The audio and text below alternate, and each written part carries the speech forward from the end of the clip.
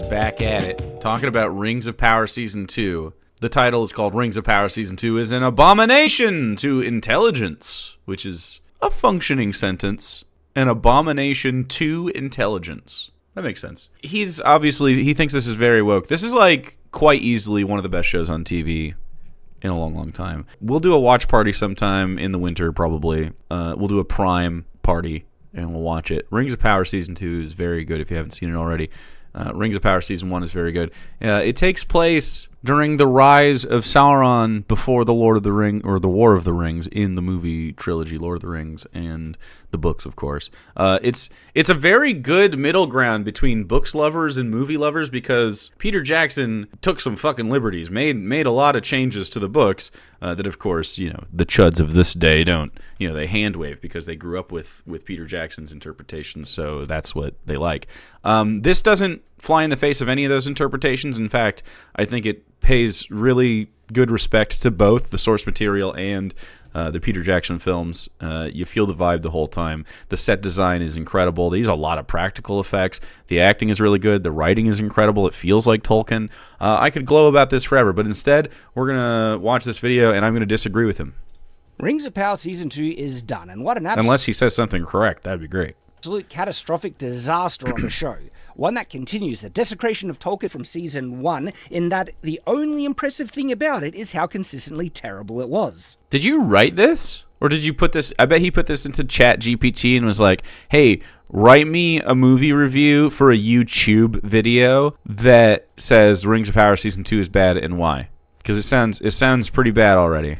Now, I wanted this show to be good. What Lord of the Rings fan wouldn't want a well-made series of the creation of the rings? People accuse me of just wanting to hate things, but that's completely untrue. I think that's bullshit. How can you watch this season and not think, like, for instance, Celebrimbor is on the screen right now. How can you not think that they pulled that off really well? They made the fucking Forge. Like, if you're not a Lord of the Rings head, it's one thing. But if you're really big into Lord of the Rings, I mean, they did so well bringing to life like things that don't really have a lot of words in the books. Chat, you already want to take a break from Shadiversity? It's only been 22 seconds. I want good things, but the only way we can get good things is by not accepting the slop served up and calling it out for what it is. This is objectively not slop. This is getting glowing reviews. This season of the show is so good, too, that, like, even some chuds online that were trying to shit on the first season and barely watched it are like, actually, you know what? Maybe we were a little too quick because the second season is pretty cool. Everything is very good. It's doing great. This is going to be one of the best shows of all time. It's easily... I can't think of a better fantasy show. Period. Like, ever. I wish there was one. I mean, Game of Thrones had it until they blew it. This has been a fantastic series, and I'm very much looking forward to more. Crap. Still, if it was good, I would praise it regardless of where it came from, even from companies I despise. No. Recently, I've loved House of the Dragon, the Dungeons & Dragons film, Arcane, Top Gun Maverick, Shogun, Tulsa King, Spy Family, and more. There are just far more examples of terrible media with diversity and woke ideology driving the creative decisions produced by unqualified DEI hires recently, and Rings... This is like, we could start doing a bingo for this. DEI, woke, holy shit. Like, this is actually gotta be ChatGPT. There's no way. Or maybe it's just running through the Shadiversity NPC brain matrix. He's actively making AI stupider by using it. That's good. That's the one good thing about Shadiversity using AI, is that he affects the model's IQ in a negative way. Rings of Power is one of the worst. It turns out throwing money at a goal doesn't guarantee quality. For that you need talent, and the inevitable conclusion I must come to is that there wasn't a lot of it involved in the creation of this show. I really, truly disagree. I think I'm a pretty good critic of media, for the most part. I have pretty high standards. This meets my standards. Especially the second season. The second season is even better. Like, there was a couple moments in the first season where I was like, I don't know. Like, there was one fight scene that was kind of corny. But, like, they've really delivered on everything, for the most part. Like, it's just been so cool. They have walked with the lore in a really, really nice way. I think it's been a lot of fun.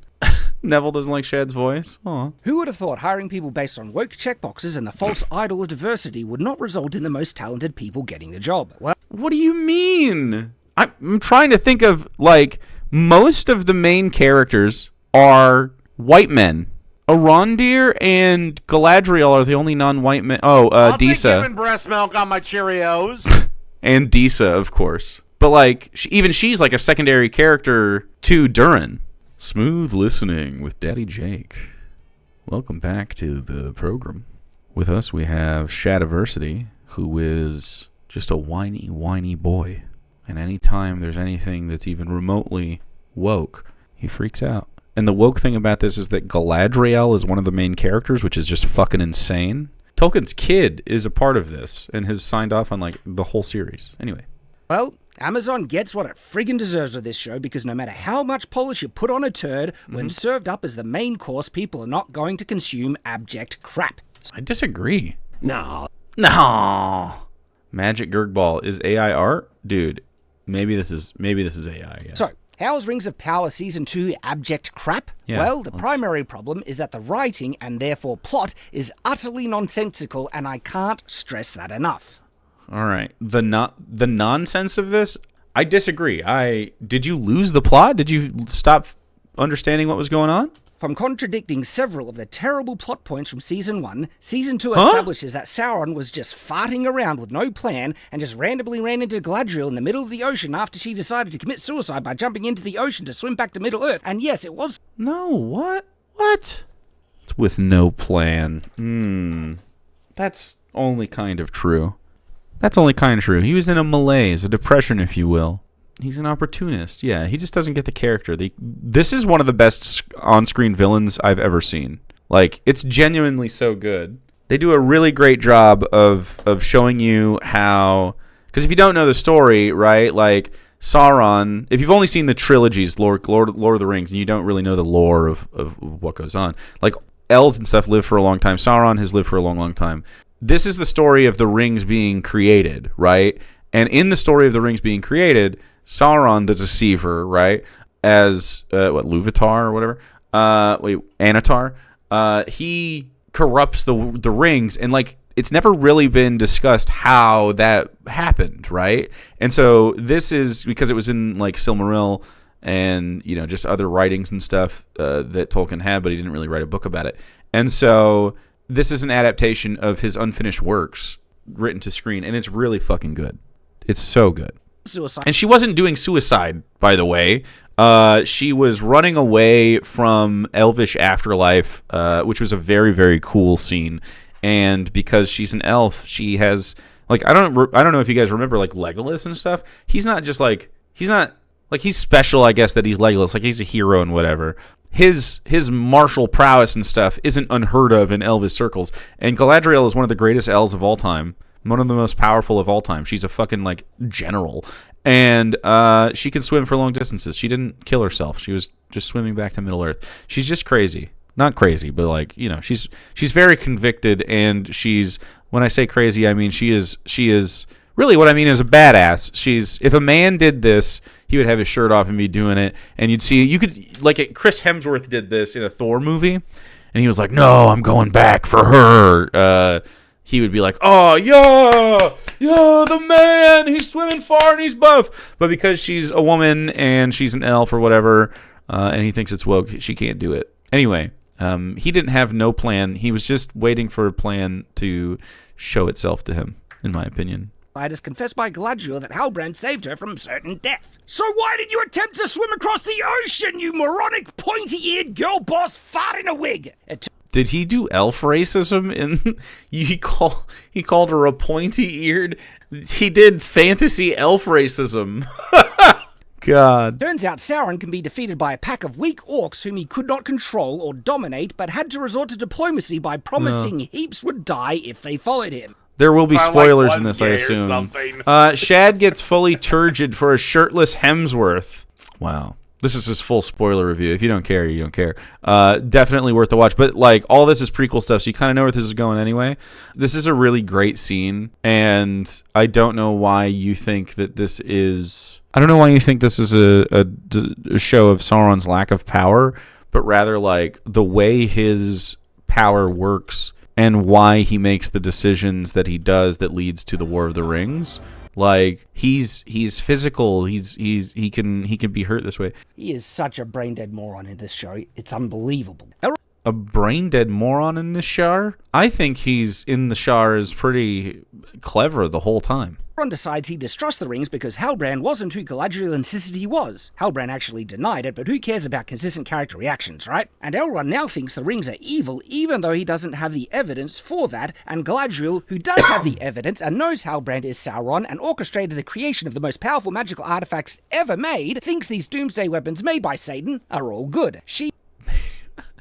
So the reason she thinks that they're good is because he didn't have much of a hand in the creation of them, and so they're largely like pure, air quotes. And then so the elven rings, the 3, are made by Celebrimbor and is kind of teaching Sauron how to make them. And because Celebrimbor is the greatest elven smith of all time, he's the greatest smith of all time, right?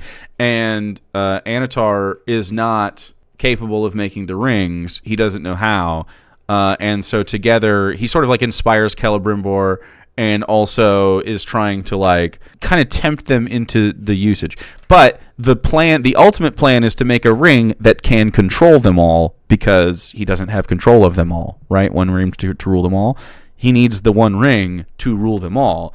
Otherwise, later on, they just get a little corrupted and they sort of make people act in ways that would benefit Sauron, but in relatively unpredictable ways. You'll see this with the dwarves, right? So he doesn't really even know how it... Like, Sauron does not have control of the rings without the one ring, okay? And this is a period of time where they're being made, passed out, and they have some effects, positive and negative, and they do give power and stuff, but also it depends on the personality of the person who has it. It depends on, like, which ring you have. Like, there's so much that goes into it. It's very interesting and fascinating, and he's a very stupid guy for not getting it. He wants to use the rings. Elrond jumps off a cliff that should have killed him, but is totally fine seeing his character survive. That should have killed him? I'm pretty confident that multiple characters in the trilogies go down in, like, waterfalls and stuff. They're fucking elves, man. Does he not know how Tolkien elves work? Surviving things that should inarguably kill them is a consistent trope in this season, because the writers are so bad they can't make engaging plot elements, but instead need to continuously fake out the audience for hollow suspense, which ultimately destroys every bit of tension and conflict, making it impossible to be invested in anything because nothing actually matters. The bit where he wrote too many words and doesn't know how to read scripts, and so he just tries to push through to the end, and then the bit becomes, isn't it so exhausting how many things are wrong with this? But really what it is that you couldn't write concisely, and you didn't know how to pace the script that you wrote. On ChatGPT, of course. I'll get there. Remember the Balrog they teased in Season 1? Well, the creators of this show barely do, and after an additional season of building up expectation of the Balrog, it's resolved like a fart in the wind, blue-balling the audience. It's not resolved! This is not resolved! Because nothing actually matters in this show. You would think a show... What are you talking about? It's not resolved! It's resolved in the same way that, like, running away from the Balrog in the first movie resolves the Balrog. It doesn't. Gandalf has to do a whole ass slaying. It's a problem, and you know it's going to be a problem. You know it comes up later, right? It's not solved. Yet the world building's about the rings correct, but in one of the most astounding acts of arrogance and disrespect, this show utterly bastardizes the fundamental world building of Lord of the Rings by Whoa, baby. I can barely listen to this guy. Making the elven rings that, according to canon, were uncorrupted by Sauron's touch. Yes, the elven rings are uncorrupted by Sauron's touch. As tempting and evil as the One Ring itself, by granting them the ability to control the minds of all living things, even being able to command them to kill themselves. Huh? The rings have power, and it is up to the person that wields them to wield it properly, right? This is Galadriel's deal. But Sauron does not corrupt these. This is his problem. What he wants is for them to have the power, to feel the power, and hope that it does corrupt them naturally, because power does that, right? Which is what Tolkien's fucking writing about. Trying to have ultimate power and trying to control the world is not a viable strategy. No one wants that, right? This is what Tolkien is writing about. You don't know the source material. The Rings of Power in this show are unbelievably evil in that they can mind rape anything, which is such a horrifying desecration of the fundamental world building of Lord of the Rings. And I don't think that's what they were doing whatsoever. Elves arrogantly think that this power is safe in their hands. They also give these doomsday weapons made by Satan to anyone they happen to roll towards when accidentally dropped. Even a mentally unstable, revenge-driven, narcissistic, arrogant cow like girl boss Galadriel, who's... He doesn't know what the words mean. I think genuinely there is something that happens to your brain when you're like, I'm an anti-woke guy. You just have to find it somewhere. There's nothing woke in this story. It's just the Lord of the Rings stuff. Who's already betrayed the elves and all living things by not revealing she knew the devil designed the rings and lied to the others to get them to still make these. He's not the devil. He's like, the devil was Morgoth. Sauron is like the devil's sidekick. You know what I mean? He's like the devil's head lieutenant after the devil's been killed. So Sauron doesn't have that kind of power. He has great power. He's incredibly threatening, but he can't just like fucking go in there and just like start wiping people out. He has to corrupt them. And also it's just in his nature to be a corrupting force. He doesn't like, it's not the same. So this is about how he wins. This is like his story until the War of the Rings. This is going to end with the war for the rings, He corrupts even himself. I know, it's so cool, right? Weapons and was still reluctant to confess to the king that she knew who Halbrand was because she's so narcissistic that she puts her pride before the lives of the whole world. She didn't do that. She literally goes and tells everybody as soon as she finds out. But hey, the ring rolled to her feet, so sure, she's definitely worthy to wear the doomsday weapon of the devil that she has the hots for. It's like poetry! Remember Adar, the forgotten father of the orcs from Season 1? Well, it turns out someone in the production liked that pointless character so much they insisted he stay around. He's not a pointless character. It's Adar. But he's not a pointless character. He is the father of the orcs. He is one of the original Uruk. He is one of, Morgoth corrupted elves, and he is one of the first corrupted elves. And then from that, orcs were born, and then that's what happens. This is fascinating as fuck. You just don't like the source material. You just found out you don't like the source material. And in Season 2, forcing the talentless writers to try and come up with a reason to make him relevant in the season, but because we're dealing with idiots here, their big brain idea is to have Sauron, under the guise of being Halbrand, tell Adar he, meaning Sauron, is in Eregion, the very place he will actually be, and the place he'll be trying to complete the greatest work of evil in the world. Yeah, what? The creation of the Rings of Power. What? That's part of the plan. That's the plan. What doesn't he get? Causing Adar to invade Eregion with his army because Adar wants to kill Sauron. Now, if you possess half a brain cell more than the writers, you might foresee a bit of a problem with Sauron's plan here, because wouldn't sending an army led by a genocidal mutant elf to destroy the place you're going to be making the greatest evil artifacts ever conceived be a bit counterproductive to your goals? Literally, no. Obviously, he accomplishes the goal. It's a gambit, dude. Doesn't he? Dude, this is cool. The villain puts himself in relative amounts of danger in order to get an army delivered to him, and also, without having to lift a finger, they destroy one of the greatest cities ever. He uses Celebrimbor, the greatest elven smith, to make weapons for him, and destroys the city in the greatest forge ever built, in the process of getting everything he wants, almost, right? Of course, the heroes get some W's here and there, but he's getting everything he wants almost, and he gets to take Eregion off the map, meaning that further down in the war, they're not going to be able to get Celebrimbor to make weapons for them and shit. This is, huge. This is a military tactic. This is smart as fuck.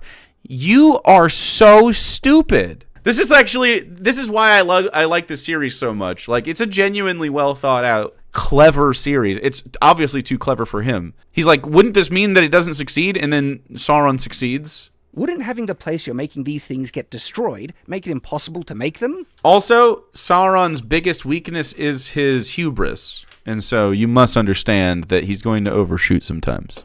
Well, yes, that would be correct. This plan seems utterly, bafflingly stupid. No, it's a great plan.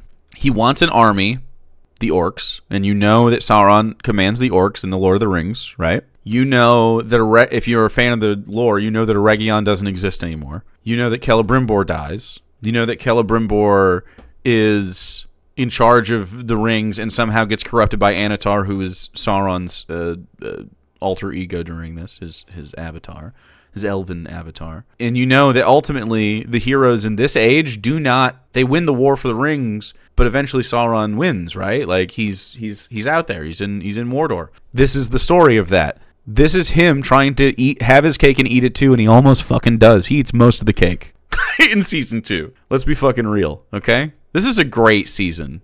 The Region will fall, and Sauron with it. This must be what he wants. He wants you to attack a Region. This is all his design.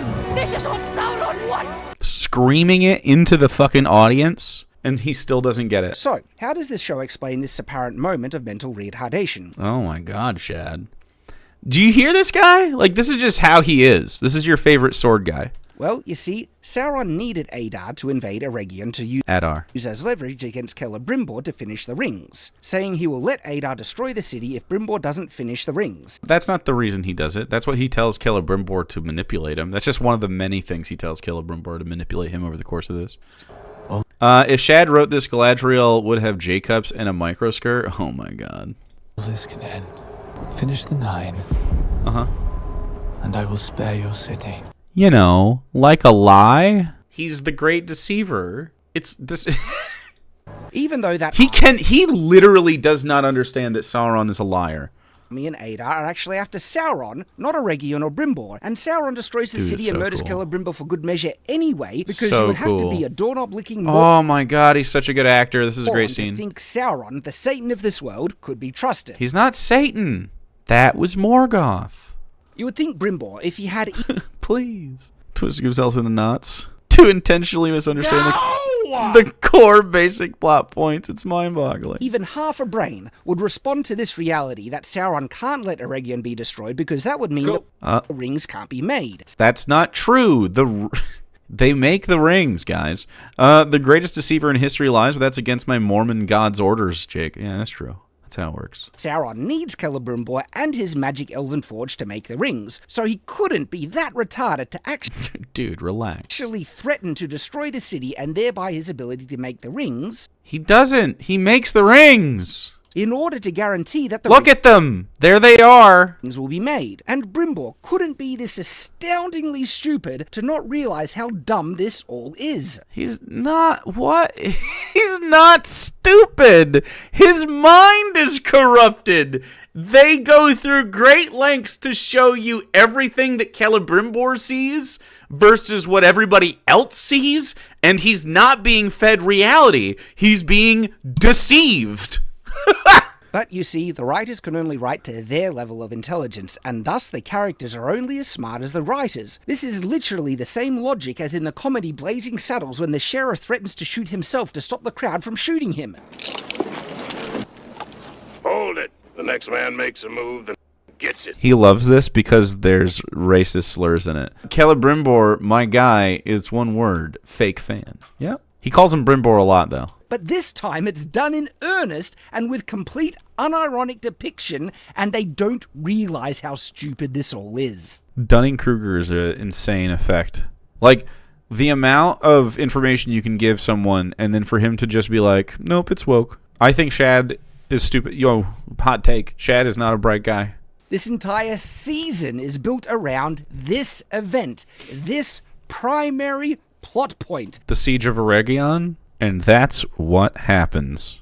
The battle that takes us 2 whole episodes and millions of dollars, all based on one of the dumbest plots ever conceived. Big disagree. And that battle is so bad, I had to devote a whole video breaking down the stupidity of the tactics and combat of episode 7 over on Shadiversity. The tactics? So please do go check out that video if you want to see me slowly lose my mind. The tactics? They siege the wall? The thing is, though, it gets worse. The only reason Celebrimbor didn't want to finish the rings was because the city was being attacked. And it was only because of the siege that the illusion was broken and he lost control over Celebrimbor. He planned all of this to force me to forge the rings. To test yourself! To know the glories of combat! You know, he wouldn't care about historical accuracy of warfare in a piece of media he likes. I know, right? The siege is the reverse of Helm's Deep. I know, right? A prison of Thank you, Doc. But I'm out. He must have been distracted by the siege, so he forgot the ruby. If not for the siege that Sauron himself caused to attack the location where he was making the rings, there would have been no interruption in making the rings, and they would have been made without any issue at all. Right, but Eregion would still exist. Celebrimbor, like, he would have a hard time getting away with the rings, just having that happen. And also, he needed to split forces. There was stuff happening with the dwarves. He's covering. It's like covering his tracks with a distraction. Like, you just don't get the show. Seriously, that's it. Sauron, the genius Dark Lord, orchestrated the invasion of Eregion to use it as leverage against Brimbor in case... And it worked. It works. Brimbor didn't want to finish the rings, but it turns out the only reason he didn't want to finish the rings was because of the invasion. It is that dumb. It is literally there to solve a problem of its own creation. Which means it was utterly pointless from the very beginning. Sauron literally created the problem that he needed to resolve himself. Are you going to say other stuff? With the problem he created. In fact, I'm just saying nope. The whole process far, far worse and potentially ruined his own plans because there were multiple times in which the rings almost didn't get made thanks to his own actions. He must have been distracted by the siege, so he forgot the ruby. He is his own worst enemy in the show, and we're expected to think or perceive this guy as having any measure of intelligence or be... Yeah, he has intelligence. Be invested in what's actually going on when what is actually happening is pure nonsense.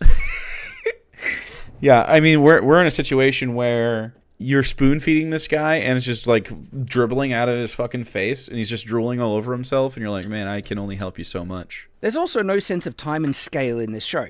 Characters seemingly teleport from one end of Middle-earth to the other in a few hours' time, only for it to then be arduously difficult to get to those same places when the script arbitrarily needs it. This undermines any sense of stakes because you know it's so blatantly and obviously artificially contrived when the purpose of a story is to make that reality hidden. But I disagree.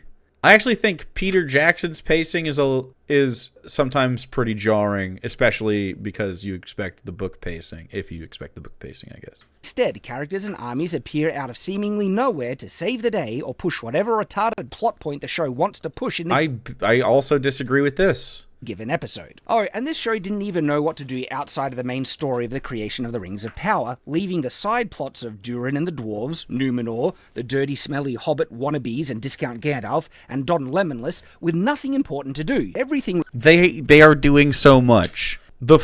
So, are you familiar with the Mines of Moria, chat? We are in Moria, and we are watching the Fall of Moria. That's huge. That's so interesting. I've always wanted to know what the Fall of Moria is like, right? You hear about King Durin, the fool, like he's the one that damned his people, but like, what is that a bad rap? Did he actually earn it? And so you're like trying to figure out what's going on there. You hear about all the stuff that Galadriel and Elrond and everybody is doing, and you're trying to figure out who the wizards are out east. You're looking at the hobbits and seeing how, well, I guess they're the Harfoots right now.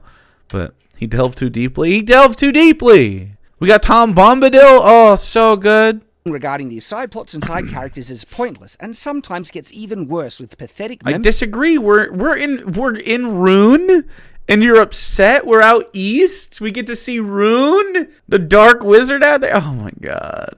Bury appropriations from the Jackson trilogy, all wrapped up in the same atrocious, contradictory writing that this show excels at. Remember the Fellowship of the Ring? Oh, I remember. Remember the doors to Moria? Who's this? Yeah. The doors of Durin. I remember. The doors of Durin? Okay, so we have Durin in the show. The doors of Durin.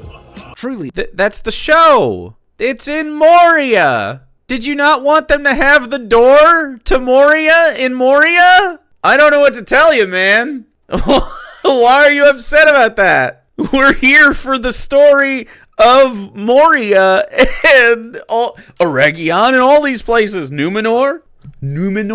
The plots of these side stories are so stupid they could fill a whole video on their own, but they're ultimately utterly pointless and painfully forgettable. Still, if you want to see my commentary on everything in each of the episodes of Season 2, please go watch my live-streamed episode here on Night's Watch. Please go watch my Night's Watch stuff. It's not happening. Numenor is a terrible empire filled with hateful, unlikable, or boring characters that make nonsensical decisions and determines their monarchs from the random actions of stupid beasts they worship. You're a Mormon, by the way. I don't understand. Look, you're a Mormon. They worship the Valar. So this is the fall of Numenor. If you don't know what Numenor is, it was a human city gifted to humans after the war with Morgoth for bravery and stuff like that. And it was gifted to them by the Valar. And then by the time we get to the Lord of the Rings, Numenor is essentially Atlantis. It's a drowned city that is pushed into the sea by the gods because of the wickedness of the humans on the island. And so all of this great stuff, like Aragorn's sword is a Numenorian sword. It was made in Numenor. And so the one that cuts the finger of Sauron later in the story. Like, there are so many things, like some of the Palantirs. There's just so much stuff from Numenor, some of the stuff. Anyway, they also go on to found Rohan and Gondor and other human cities later on.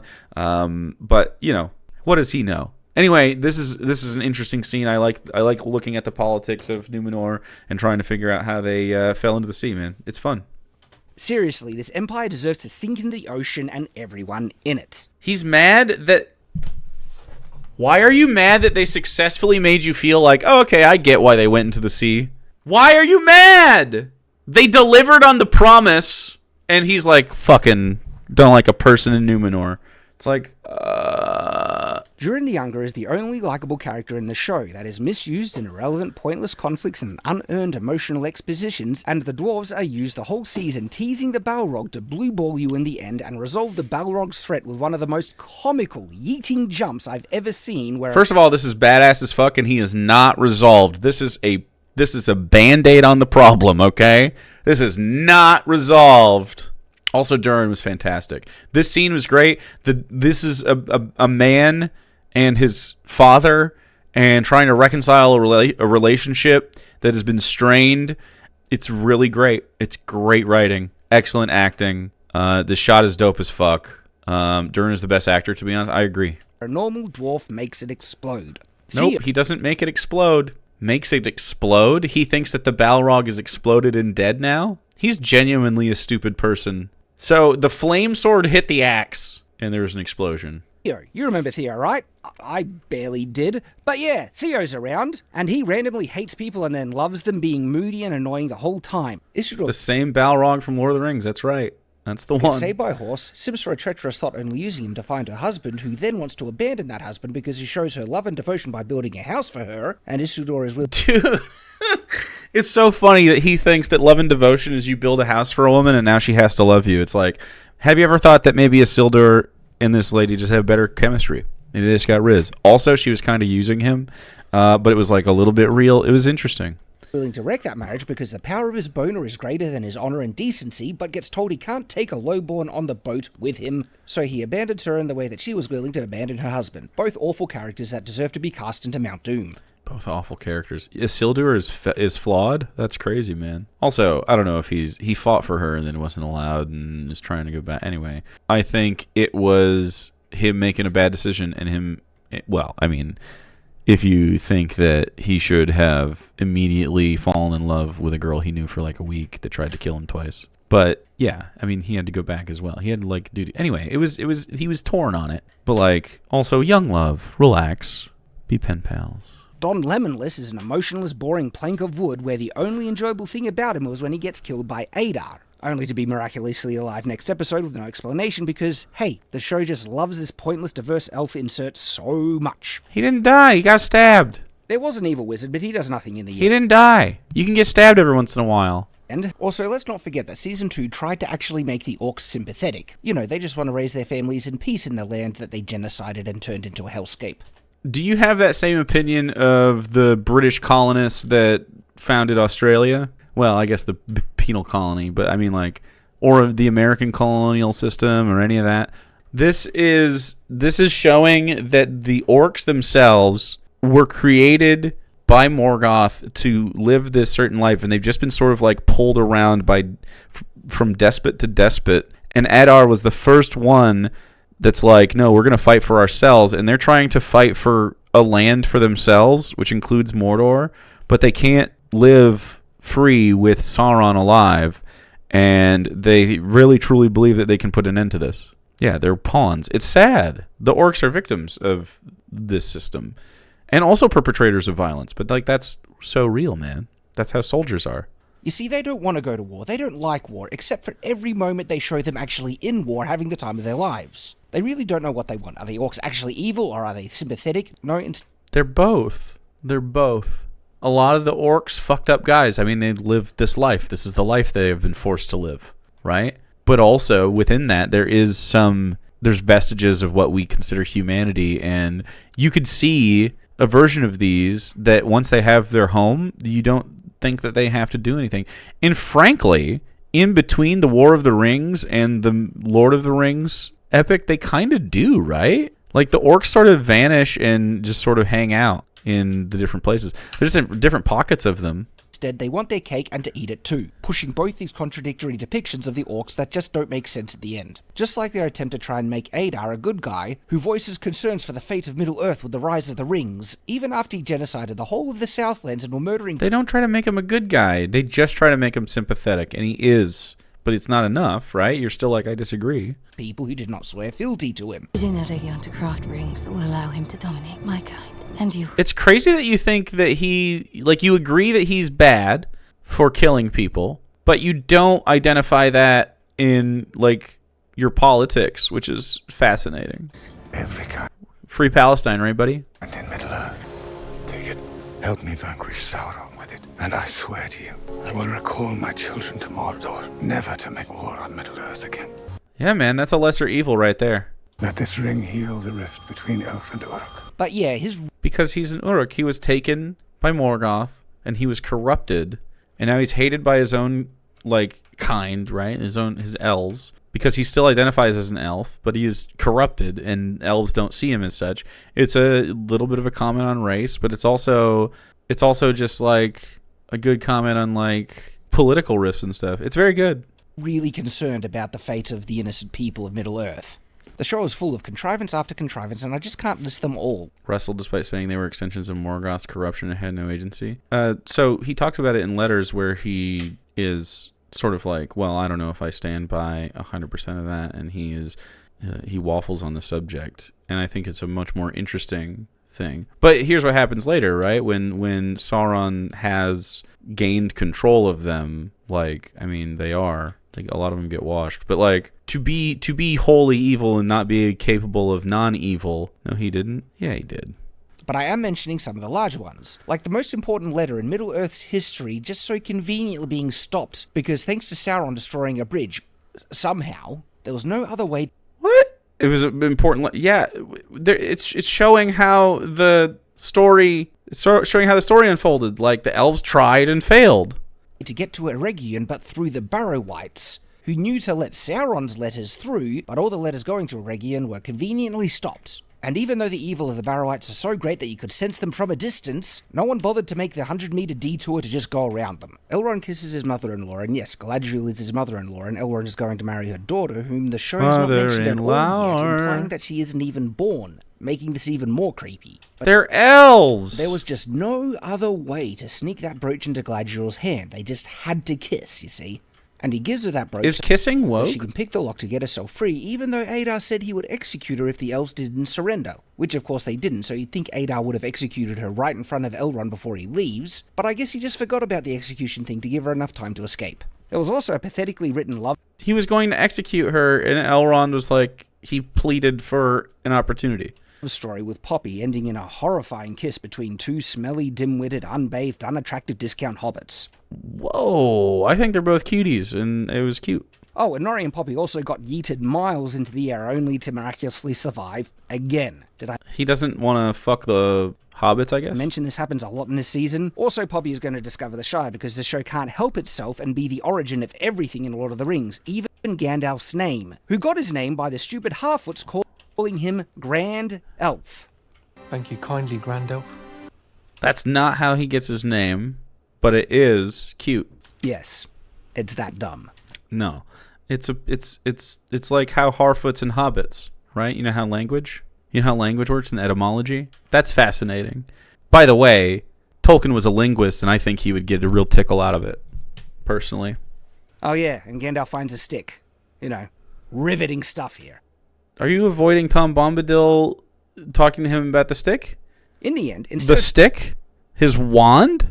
Gandalf's wand?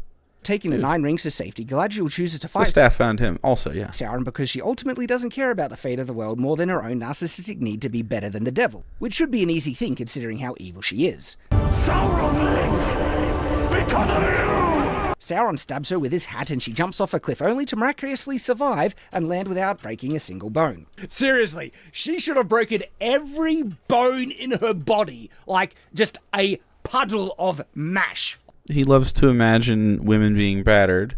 She fell into a tree. Aragorn fell off a cliff. No, but he's a big, strong man. On the ground. But nah, she's fine. All the orcs obey Sauron now, you know, for some reason, even though every reason they had not to follow him still exists. All the orcs in this scene are long dead. All the orcs in this scene are dead. They've aged out. And actually far worse than before. Galadriel loses the 9 rings to the devil, but the king rewards her anyway because the script says everyone must love her, even though this iteration in the Rings of Power is one of the most unlikable, insufferable, entitled, self-righteous, vile characters ever written. And Vile. Dude, Galadriel's a great character. Super interesting. She's basically like a paladin, and she's torn between the idea of like following through on the oath she swore to her dead brother and like doing the right thing, and also trying to navigate the rings of power that are bestowed upon her for being one of the fucking most powerful elves that exist. The show closes with an undeserved cry of victory, even though this should be the lowest point in Middle-earth's history since the rise of Morgoth, and the doom of the world is looming over them. But hey, let's cheer in victory anyway, you know, for... They get little W's at the end! They have hope! They're looking over Rivendell, what will be Rivendell. That's exciting. For some reason? What an absolute abortion of a show, and what a desecration of Lord of the Rings. It's going to have 5 seasons, and they're going to finish it, and it's going to be awesome. But here's the thing. I will always call this stuff out. That's what we do here. We stay on watch. But you don't need to let it bother you. All you need to do is ignore it and enjoy the pure Lord of the Rings that we have. The books, the Jackson trilogy, and really any... The books in the Jackson trilogy are at odds multiple times. The Jackson trilogy definitely, dude, there were dorks on the internet back then like, oh, I don't like that they made these changes. Tom Bombadil is totally taken out of the stories, by the way. Terrible choice. Anything that still respects Tolkien or your favorite nerd franchises. This is a great show. You don't need Rings of Power, and you most certainly shouldn't give it any attention or time. You don't need Rings of Power, but it's a good show. It's dope. It doesn't deserve that or anything apart from being all but forgotten, for that is its fate. I disagree. I think this is going to make the Jackson trilogies even better. I would watch an extended edition of this. No one will remember Rings of Power as anything special, and it will have no lasting cultural relevance, except perhaps as a cautionary tale for the... You need to, hey, pin this. Make sure to keep this up. This is definitely not the case with this show. Failure and hubris of the woke cult in their attempt to destroy everything we love. You didn't point out anything woke in this. What is woke in this? But they can't succeed, because Rings of Power can't do anything. It's renewed for 5 seasons. It'll have, yeah. It's just a kiss. Ugh. They are cheering in solidarity, not victory. You are one-dimensional, Shad. Puddle-deep intellect with no skills in listening, understanding, suspension of disbelief, childlike wonder, or basic human decency. Go back to your essay books, you troglodyte. Wow. To Lord of the Rings. It is not a part of it and will never replace it, because these woke-infested shows can't take away the great stories and heroes we grew up on. We grew up on. Dude, you're 45 years old. It's time to move on. This is only making the movies better for me. I'm very excited for them to finish it so I can watch them all. They're still there. They will fail in the end, for evil will never be substituted for good if we don't let it. Evil? I gotta say, Shad, I'm sorry to say, you are the baddie here. So, stay on watch. Stay on watch. All right, Shad, we'll do that. We'll all stay on watch. Won't we, chat? Anyway, I said enough about Rings of Power, but it's fucking dope. We'll be watching it on stream sometime. Get Prime immediately so we can watch it together.